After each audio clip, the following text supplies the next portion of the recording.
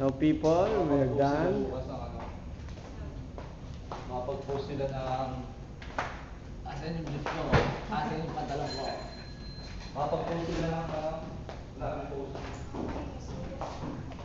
What's the time? Ganda ng screen, ah. Wow, 3:15. Sira.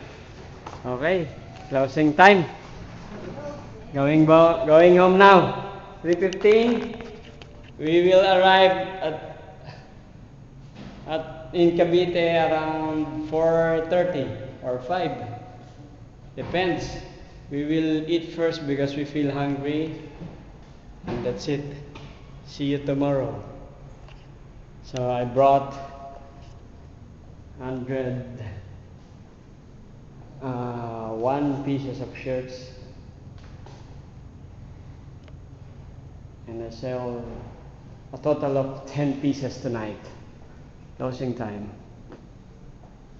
Bye bye.